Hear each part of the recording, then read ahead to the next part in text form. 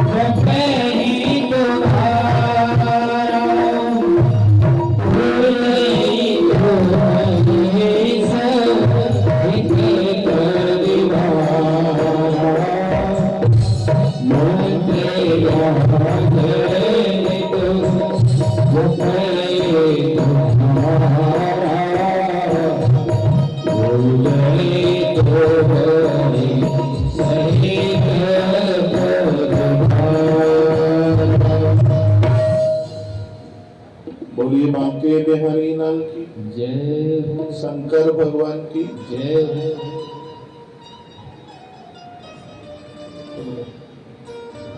पीछे कुर्सियां नहीं है, वो लगवा दो।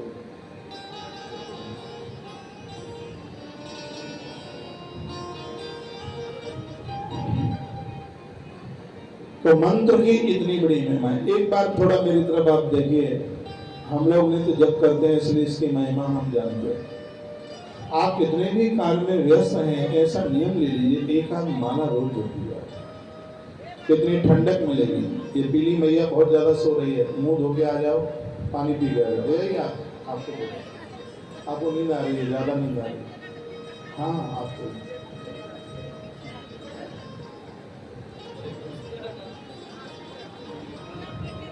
इस ग्रंथ में लिखा है कि पूर्व दिशा की तरफ मुख करके और आप जब करते हैं आपका मन लगेगा जब में। संध्या के समय पश्चिम दिशा में मुख हो, मंदिर में बैठे हैं, गुरुजनों के पास बैठे हैं, नदी के किनारे बैठे हैं, तो कौन सी भी दिशा में मुख, ये मंत्र तुम्हारे मन को नियंत्रित कर देगा।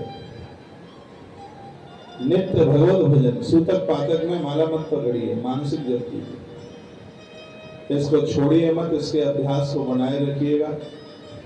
यही मंत्र हमारा आपका कल्याण करेगा। तो पंचाक्षर मंत्र से महापुराण की कथा है, इसलिए पंचाक्षर मंत्र की बात यहाँ कही जा रही है।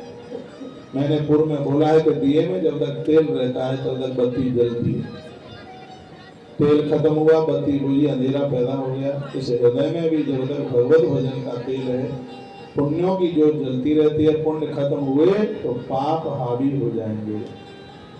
इसलिए जैसे वृक्ष के ऊपर दीवार गिर जाती है तो पेड़ टूट जाता है, फिर खड़ा नहीं हो सकता, उसी प्रकार से भजन की दीवार पाप रूपी पेड़ के ऊपर ऐसे गिरे कि पेड़ टूट ही जाए, फिर खड़ा ही न हो पाए। उसके लिए नित्य भजन की आवश्यकता है, नित्य साधना की आवश्यकता है। भोर में स्नान करके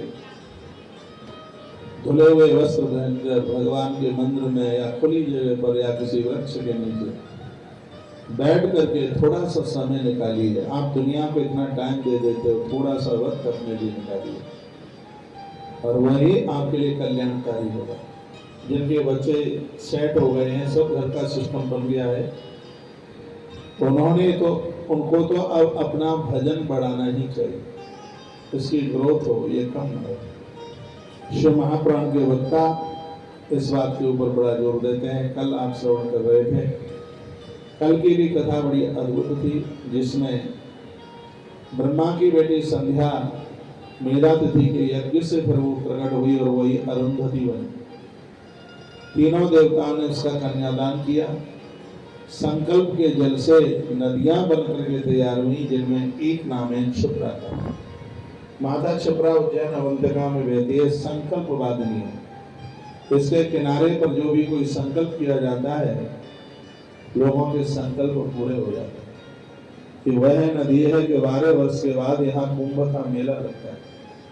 तो वह नदी है जहाँ सागर मंथन की कुछ बूंदें अमृत की जिसमें डाली गई। कि वह सरता है, वह नदी है जो देवों का अति प्रिय है।